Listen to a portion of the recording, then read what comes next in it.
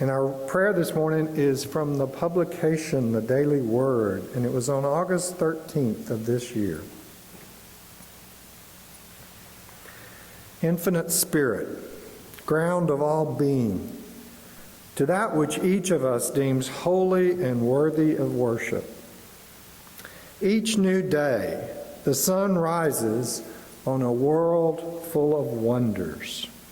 From the magnificence of the natural world to the many fascinating things there are to learn and the many displays of creativity that surround us, we can find so much to capture our interests and kindle our excitement. When we shrink from life, when our interest in exploration wanes, we can lose our zeal and our passion. But our involvement is the key. To regain our excitement, we become active participants in life. We break out of comfortable habits and routines. We try new things and meet new people.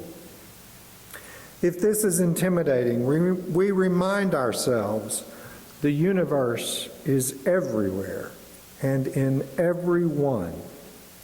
As we explore, we are opening ourselves to more and more of the universe.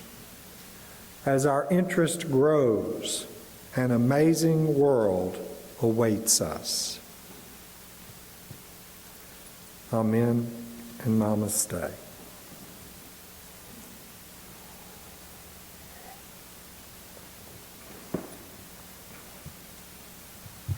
I love to visit my sister in her Louisiana home. Her youngest granddaughter is often there, and she loves to play, often with other kids and also any willing adult. But it's really fascinating to watch her play all by herself. She's very imaginative, and she creates her own complex worlds revolving around that imagination. When she plays, she uses all of her available resources, especially her toys, but also pillows, chairs, whatever is available to create the scenarios she imagines. And those scenarios include schools, hospitals, families, kitchens, and countless other situations. She might dress herself or her babies, or teach them, or heal them, or cook their meals. She's often actually recreating what she's seen in her own real life, and she's lucky because she's had a happy life. So she mostly creates happy situations where she's helping others around her.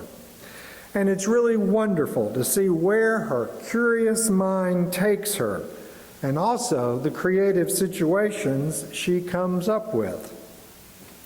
But also, like real life, she creates a mess. Generally, the area where she's playing devolves into chaos.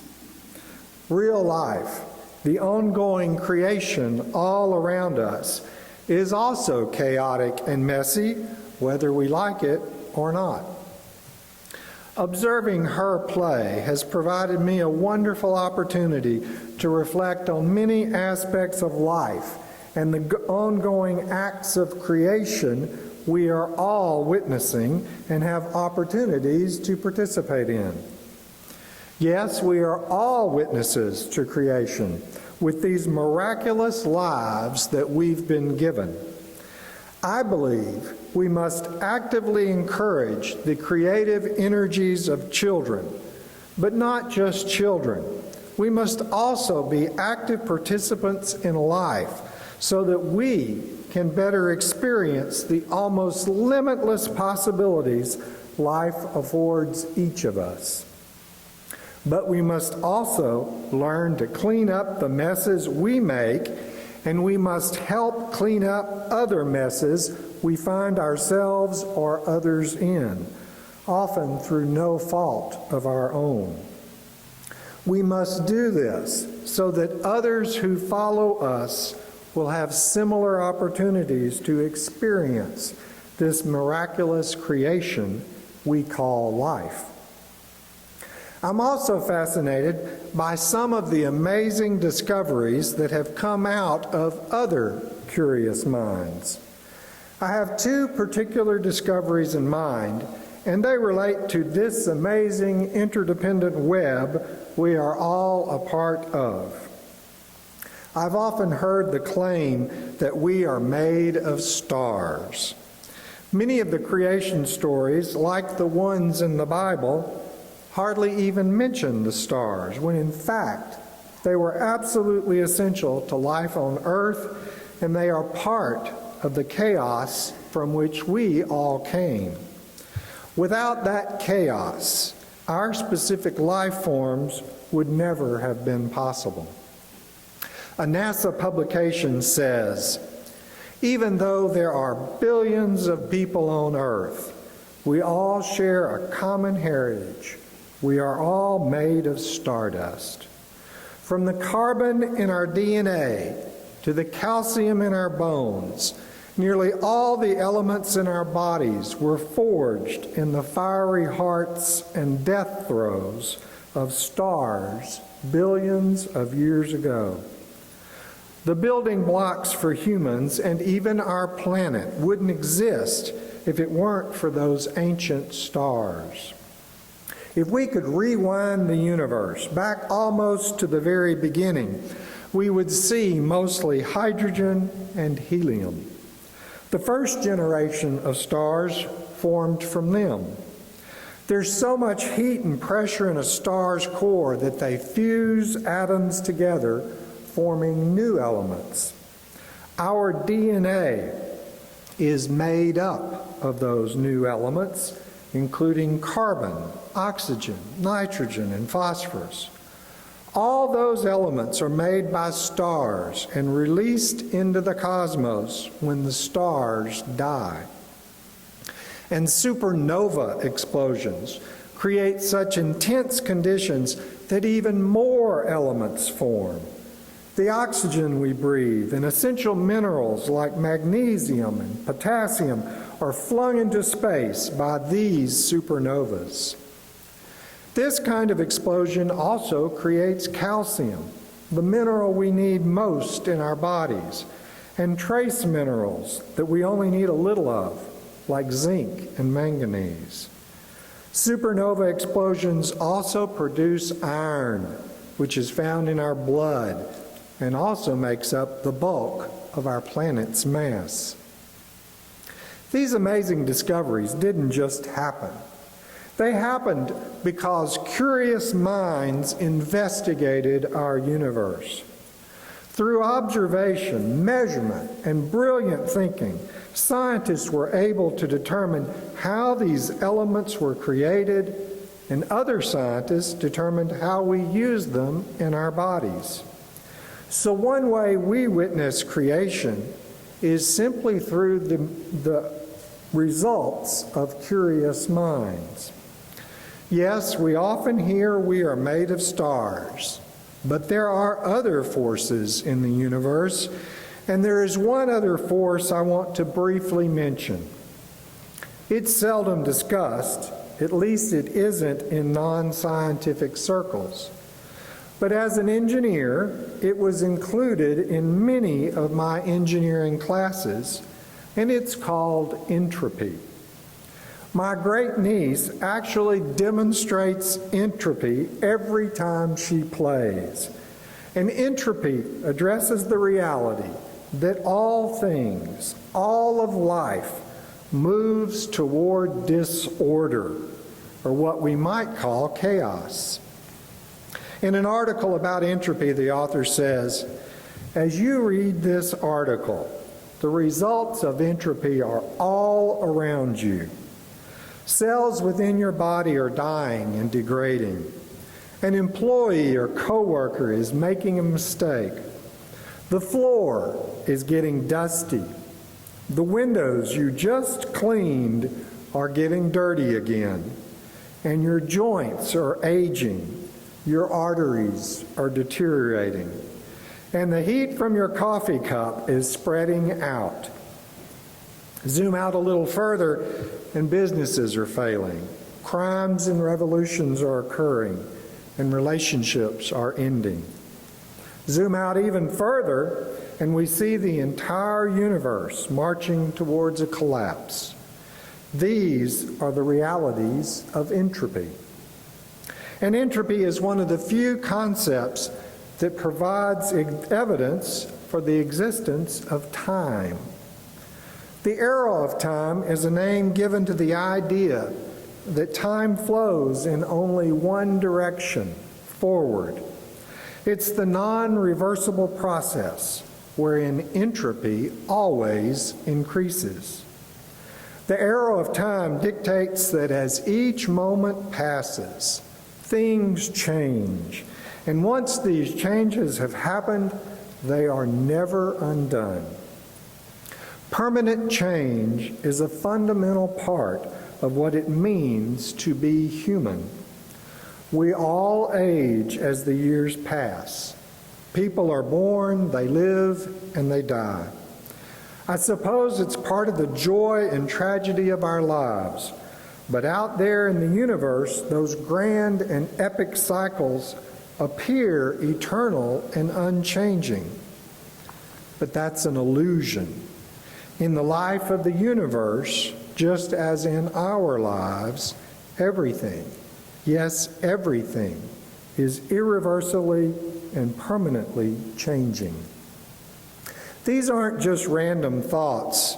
Entropy is a well-conceived and firmly established reality, discovered by curious minds of scientists who attempt to understand realities all around us, including constant change. We aren't only witnesses to creation, we are witnesses to the many changes in creation that will ultimately result in its demise. But even so, somehow, coming out of the chaotic explosions of stars billions of years ago, and using the products of those explosions, and in what seems to be completely in opposition to the law of entropy, somehow molecules came together and became animated. And we call those animated molecules life. Despite all of our advances in science, we still have absolutely no idea what actually animates molecules and changes them from basic chemicals into the many life forms all around us. And given the thousands of life forms here on Earth, only a very few of them are conscious and can appreciate the actual experience of life as part of a much larger universe. We also witness this amazing creation for a very brief period of time, at least as measured against the almost unimaginable age of the universe. Because eventually, entropy takes back over, resulting in the death of all life and the return of the building blocks back into the chaos from which it came. So given these facts and the fact that change is inevitable, what are we doing with all the knowledge we accumulate through our own curiosity or that of others? In my opinion, we can either actively take care of ourselves, postponing the inevitable, or we can ignore those realities. This is our choice to make. But it's only one of many choices we must make, not once, but for our entire lives. I believe we must take care of ourselves in order to better experience life, but we must also help take care of others and all of the living beings around us. They certainly deserve the same opportunities to participate in life that we enjoy. But we must also take care of our world, the only world we have, in which to experience all the awesome adventures that this life affords. Our lives are about the choices each of us makes and how we choose to participate in the creation all around us. Some of it comes naturally and is easy, and some of it isn't easy at all. One of our first priorities must be to take care of ourselves, and we have to do this for ourselves because no one will do it for us. We must get enough nutrition, exercise, and rest so that our bodies function properly. And that's not always possible when we neglect something, especially our nutrition. I've already said our bodies are built out of the product of chaotic explosions from billions of years ago. Another term for many of those products is the medical word electrolytes. During times of illnesses, we might hear that someone's electrolytes are out of balance. Those electrolytes include calcium, magnesium, phosphorus, potassium, and other elements. When those elements are out of balance, you may be confused, exhausted, or even nauseous. Our bodies simply won't function properly without the proper amount of each of them, and our bodies begin to fail. So taking care of ourselves, our bodies, our very lives, is not a one-time activity. It's ongoing forever. At least it is while we are alive. Chaos provided these building blocks, but it's up to us to ensure we maintain them in our bodies, which are absolutely essential for long-term functionality. So, out of someone's curiosity and through their shared discoveries, we know where elements not only come from, but how they are essential to our bodies. And we can use that information to live a little longer. Thankfully, many of our natural instincts actually urge each of us to live. And that includes the urges to procreate and nurture our young. A mother's natural instinct to protect and care for her offspring is indeed a powerful force of nature. And nurturing our children, beings other than ourselves, was probably the first step towards taking care of others, not just ourselves or our offspring. In the majority of the animal kingdom, when a member of the herd or the pack is injured or old, the other animals simply leave the injured one or dying one behind. There's seldom anything the other animals can do to assist in prolonging the life of the injured or old individual. And the injured one can even become a threat to the rest of the pack's survival. We, however, can choose to help someone other than ourselves. Someone maybe in our family, but also in our community, or even in another community, to survive during difficult times. A story attributed to anthropologist Margaret Mead says that she was once asked, "What was the first evidence of civilization among human beings?" She replied, "It was the discovery of a previously healed bone in a leg." The reason being is with that severe of a break, which would have immobilized and made the individual dependent for weeks, others in the tribe had to consciously choose to take care of that individual during the recovery. That help was surely a burden on the others, who were also probably struggling to survive as well. But they helped anyway. It was a choice they made. Today, you might come close to that same situation if you personally have to take constant care of and meet all the needs of a bedridden patient for an extended period of time. Several years ago, Randy and I stayed with my father in his extended care facility. He was in the last stage of his life, and we helped feed him when he was able to eat and drink. But trained nurses' aides came in several times a day and lovingly and carefully took care of his other bodily needs, something we never had to do. This all took place during the blizzard of 2021, and Randy and I were trapped in his extended care facility with him due to the impossible conditions outside. Even so, food and bodily care were readily available to him and to us, along with heating and protection from the extreme weather outside. I will always be extremely grateful for the loving care those nurses' aides gave and the shelter the facility provided. Without their aid and the food and warmth, Randy and I would likely have survived, but my dad wouldn't have.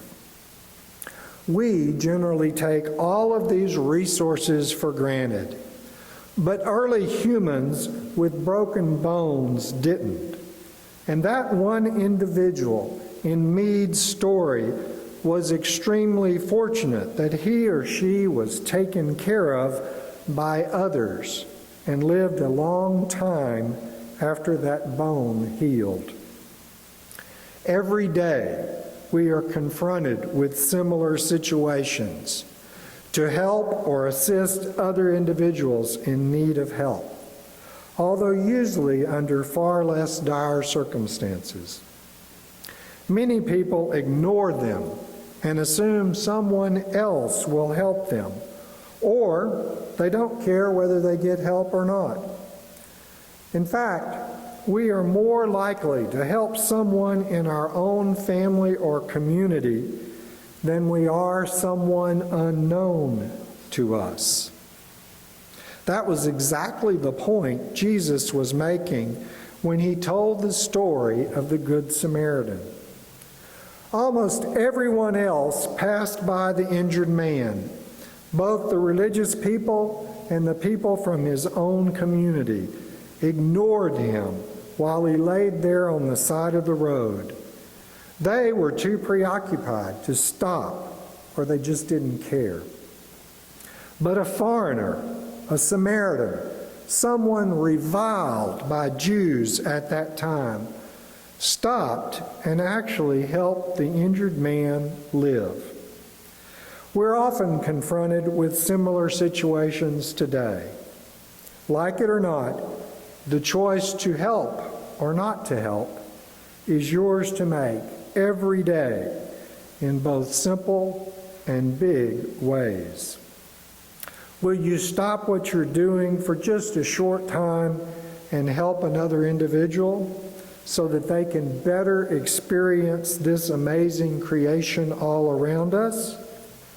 Or will you ignore them and let them continue to suffer? The choice is often yours. But the choices we make about caring for the broader world, not only ourselves or other people around us, may be the most difficult choices of all. When we make choices for ourselves or others, the results are often evident. Maybe not immediately, but soon. But when we demonstrate our care for our world, there may be no visible changes, at least none we can see. And we often want to see the results of our efforts, or we're not willing to make them. But in those cases, we must choose to continue doing something without seeing any results at all.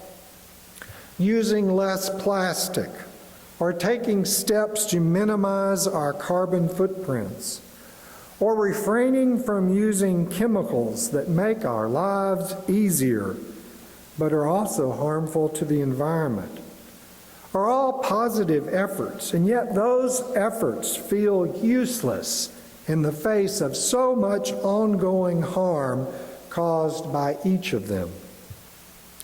I believe we must be like the child in our time for all this morning who helped the starfish on the beach. We must help the planet, and every little bit that we do makes a difference.